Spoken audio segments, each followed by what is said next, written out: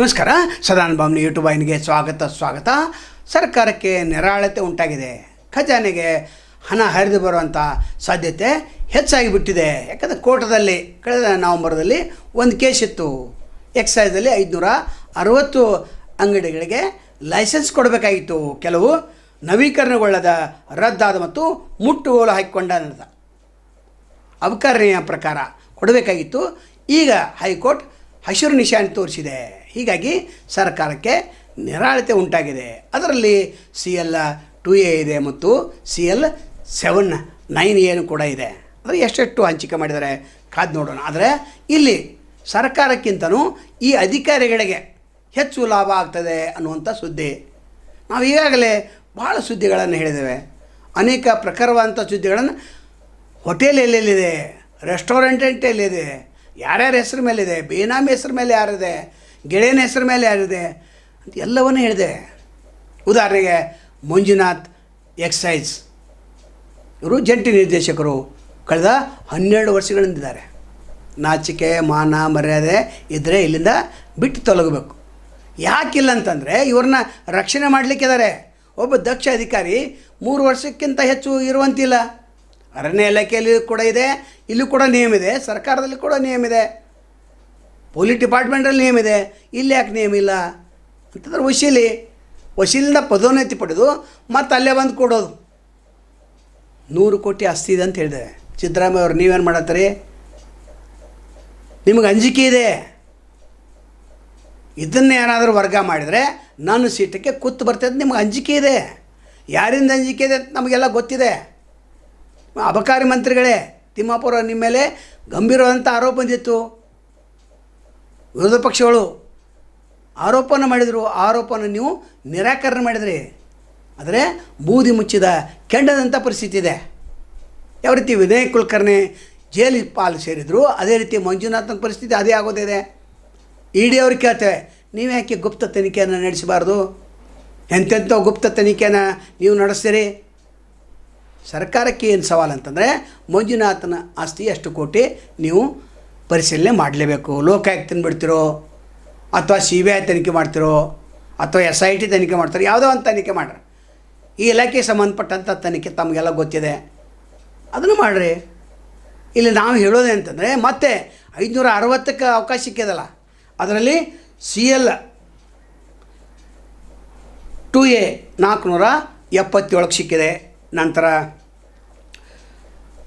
CL9A 92 ಸಿಕ್ಕಿದೆ. ರಿಪ್ರೆಸ್ rooms ಅನ್ನೋದು ಅಂತಾರೆ. ನಂತರ CL2Aಗೆ ಚಿಲ್ಲರೆ ಮದ್ಯ ಮಾರಾಟ ಮಳಿಗೆ. ಅದರ ಮಂಜುನಾಥ ಎಷ್ಟು ಚಿಲ್ಲರೆ ಮಳಿಗೆ ಮಾರಾಟಕ್ಕೆ ಹಿಂದೆ ಟೇಬಲ್ ಹಾಕಿ ಕೊಟ್ಟಿದ್ದಾರೆ. ಟೇಬಲ್ ಹಾಕಿ ಬರೋದಿಲ್ಲ, ಕೂಡ್ಲಿಕ್ಕೆ ಬರೋದಿಲ್ಲ, ಕೂಡಿಸ್ಲಿಕ್ಕೆ ಬರೋದಿಲ್ಲ.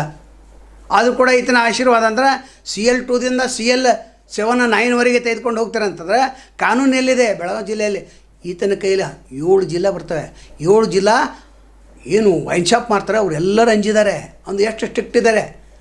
ಯಾರು ತಂಟೆಗೆ ಬರ್ತಾರೆ, ಯಾರು ತಕರಾರಿಸ್ತಾರೆ, ಯಾರು ಮಿನಿಸ್ಟರ್ ಗಮನಕ್ಕೆ ತರ್ತಾರೆ, ಅವ್ರನ್ನ ಸತ್ಯಾನಾಶ ಮಾಡಿದಂಥ ಉದಾಹರಣೆ ಕೂಡ ಸಾಕಷ್ಟಿವೆ. ಕಾಂಗ್ರೆಸ್ ಬಂದಾಗ ಇವರು ಕಾಪಾಡ್ತಾರೆ ಮತ್ತು BJP ಬಂದಾಗ ಅವ್ರು ಕಾಪಾಡ್ತಾರೆ. ಜಾರಕಿಹೊಳಿ ಸಹೋದರ ಅಳಿಯ ಈತ, ಅಳಿಯನ್ನು ಕಾಪಾಡ್ತಾರೆ ಅವರು. ಅಂದರೆ ತಮಗೆ ಯಾರು ಬೇಕು ಅವ್ರನ್ನ. ಜನನು ಕೂಡ ಪಾಪ ಏನೂ ಗೊತ್ತಿರೋದಿಲ್ಲ, ಗಪ್ ಕೂತಿರ್ತಾರೆ. ಇಲ್ಲಿ ಇಂಪಾರ್ಟೆಂಟ್ ಅಂದರೆ ಯಾವ ರೀತಿ ಒಂದು ಹೊಸ ಟ್ರಕ್ ಖರೀದಿ ಮಾಡ್ತಾರಲ್ಲ, ಅದು ರಸ್ತೆ ಮೇಲೆ ಬಂದಿರ್ತೈತೆ, ಆದರೂ RTO ಕೈ ಮಾಡಿ ದುಡ್ಡು ವಸೂಲಿ ಮಾಡ್ತಾರೆ. ಹಾಗಿದೆ ಇಲ್ಲಿ. ಹೊಸ ಲೈಸೆನ್ಸ್ ರೂಲ್ಸ್ ರೆಗ್ಯುಲೇಷನ್ ಪ್ರಕಾರ ಕೊಟ್ಟರು ಕೂಡ ಇಲ್ಲಿ ಹಪ್ತಾ ಮುಟ್ಟಿಸಿನ ಮುಂದೆ ಫೈಲ್ ಹೋಗ್ಬೇಕು. ಇಲ್ಲ ಸ್ಥಳ ಪರಿಶೀಲನೆ ಮಾಡ್ತೇವೆ, ಇಲ್ಲ ಸ್ಥಳ ಬರೋ ಸರಿ ಇಲ್ಲ, ಸರಿಯಾದಂಥ ಜಾಗ ಇಲ್ಲ, ಇಲ್ಲಿ ದಂಗೆ ಆಗುವಂಥ ಸಾಧ್ಯತೆ ಇದೆ ಅಂತೇಳಿ ಅಲ್ಲಿ ಏನೋ ಬರೆದು ಕಳಿಸ್ತಾರೆ.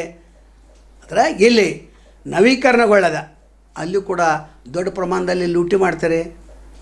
ಇಡೀ ರಾಜ್ಯ ತುಂಬ ಇದೆ. ಬೆಳಗಾವಿ ಜಿಲ್ಲೆಗೆ ಎಷ್ಟು ಹಂಚಿದಾರೆ ಗೊತ್ತಿಲ್ಲ. ಆದರೆ ರದ್ದಾದ ಮತ್ತು ಮುಟ್ಟುಗೋಲು ಹಾಕಿಕೊಂಡಂತ ಕೆಲವೊಂದು ಮುಟ್ಟುಗೋಲು ಹಾಕಿಕೊಂಡಿದ್ದಾರೆ. ಮತ್ತೆ ಯಾಕೆ ಅವ್ರಿಗೆ ನೀವು ಪರ್ಮಿಷನ್ ಕೊಡ್ತೀರ ಅಂದರೆ ಇಲ್ಲಿ ಮತ್ತೆ ತಿನ್ನಲಿಕ್ಕೆ ಅವಕಾಶ ಇದೆ ಮತ್ತು ಖಜಾನೆ ಖಾಲಿಯಾಗಿದೆ. ಆ ಖಜಾನೆ ತುಂಬಬೇಕು. ಆದರೆ ಸರ್ಕಾರಕ್ಕೆ ಎಷ್ಟು ಖಜಾನೆ ಹೋಗ್ತದೆ, ಈ ಅಧಿಕಾರಿಗಳ ಕಿಸೆಗೆ ಎಷ್ಟು ಬರ್ತೈತೆ ಅದು ಗೊತ್ತಿಲ್ಲ. ಅದು ಪರಿಶೀಲನೆ ಇಲ್ಲ. ಯಾವೊಬ್ಬ ಎಕ್ಸೈಸ್ ಅಧಿಕಾರಿ ಮೇಲೆ ಇನ್ನೂವರೆಗೆ ರೇಡ್ ಆಗಿಲ್ಲ. ಲೋಕಾಯುಕ್ತ ರೇಡನ್ನು ಆಗಿದೆ ಹಿಂದೆ ಮಂಜುನಾಥ್ ಮೇಲೆ, ಜೈಲಿಗೆ ಹೋಗಿ ಬಂದರೆ. ಆದ್ರೆ ಅಲ್ಲಿಂದ ಇಲ್ಲಿವರೆಗೆ 100 ಕೋಟಿ ಅದಕ್ಕಿಂತಲೇ ಹೆಚ್ಚಿದೆ. ಎಲ್ಲ ಬೇನಾಮಿ ಹೆಸರ ಮೇಲೆ ಮಾಡ್ತಾರೆ ಅವರು. ಹೆಂಗೆ ಅರಣ್ಯ ಇಲಾಖೆ ಅಧಿಕಾರಿಗಳು ಬೇನಾಮಿ ಮಾಡ್ತಾರೆ, ಎಲ್ಲ ಸರ್ಕಾರಿ ಅಧಿಕಾರಿ ಬೇನಾಮಿನಲ್ಲಿ ಹೆಚ್ಚು ಮಾಡ್ತಾರೆ. ಅತ್ತೆ ಹೆಸ್ರ ಮೇಲೋ, ಹೆಂಡತಿ ತಮ್ಮನ ಹೆಸ್ರ ಮೇಲೋ, ತಮ್ಮನ ಹೆಸ್ರ ಮೇಲೋ, ತಮ್ಮನ ಹೆಂಡತಿ ಹೆಸ್ರ ಮೇಲೋ, ದೂರ ಸಂಬಂಧಿ ಹೆಸ್ರ ಮೇಲೆ ಮಾಡ್ತಾರೆ, ಅಥವಾ ಗೆಳೆಯನ ಹೆಸ್ರ ಮೇಲೆ ಮಾಡ್ತಾರೆ. ಮಂಜುನಾಥ ಗೆಳೆಯನ ಹೆಸ್ರ ಮೇಲೆ ಭಾಳ ಮಾಡಿದ್ದಾರೆ, ತಮ್ಮ ಸಂಬಂಧಿಕರ ಹೆಸ್ರ ಮೇಲೆ ಭಾಳ ಮಾಡಿದ್ದಾರೆ. ಅದರ ರಕ್ಷಣೆಗೆ ಯಾಕೆ ನಿಂತಿದ್ದಾರೆ? ಮಂತ್ರಿಗಳೇ ರಕ್ಷಣೆಗೆ ನಿಂತಿದ್ದಾರೆ. ನಾವು ಕೇಳ್ತೇವೆ, ಮುಖ್ಯಮಂತ್ರಿಗಳು ನೀವೇ ಇವ್ರನ್ನ ರಕ್ಷಣೆಗೆ ನಿಂತಿದ್ರಿ. ರಕ್ಷಣೆಗೆ ನಿಂತಿಲ್ಲ ಅಂತಂದರೆ ನೀವು ವರ್ಗಾವಣೆ ಯಾಕೆ ಮಾಡಿಲ್ಲ? ಹಾಗಾದರೆ ಇವತ್ತಿನ ವಿಡಿಯೋ ಮುಖ್ಯ ಉದ್ದೇಶ ಏನಂತಂದರೆ, ಇಲ್ಲಿ ಯಾರಿಗೆ ಲಾಭ ಯಾರಿಗೆ ನಷ್ಟ ಅಂತ. ಇನ್ನು ಸರ್ಕಾರಿ ವಕೀಲ ಅಲ್ಲಿ ಈ ಹರಾಜು ವೇಳೆಯಲ್ಲಿ ಏನು ಹೇಳ್ತಾರೆ ಅಂತಂದರೆ, ನವೀಕರಣಗೊಳ್ಳದ ಲ್ಯಾಪ್ಸ್ ಆಗಿರುವ ಪರವಾನಗಿಯನ್ನು ಮಾತ್ರ ಹರಾಜು ಮಾಡಲು ಉದ್ದೇಶಿಸಲಾಗಿದೆ ಅಂತ. ಇದೊಂದು ಮುಖ್ಯ ವಿಷಯ. ಇನ್ನು ಉದ್ದೇಶಿತ ನಿಯಮ 12ರ ಸಿಂಧುತ್ವವನ್ನು ಏಕಸದಸ್ಯ ಪೀಠಕ್ಕೆ ಮುಂದೆ ಬಗೆಹರಿಸಿಕೊಳ್ಳಿ ಅಂತ ಸೂಚನೆ ಮಾಡಿದ್ದಾರೆ. ಅಲ್ಲಿ ಏನು ಬರ್ತೈತೆ ಕಾದು ನೋಡೋಣ. ಒಟ್ಟಾರೆ ಯಾರಿಗೆ ಲಾಭ ಯಾರಿಗೆ ನಷ್ಟ ಅಂತಂದರೆ, ಅಧಿಕಾರಿಗಳ ಲಾಭ ಸರ್ಕಾರಕ್ಕೆ ನಷ್ಟ ಅಂತ ಹೇಳ್ತಾ ಇವತ್ತಿನ ವಿಡಿಯೋನ ಮುಗಿಸ್ತಾ ನಾಳೆ ಮತ್ತೊಂದು ತಗೊಂಡು ಬೇಡಾಗ್ತವೆ. ಅಲ್ಲಿವರೆಗೆ ಎಲ್ಸಿವಾಗಲಿ. ನಮಸ್ಕಾರ.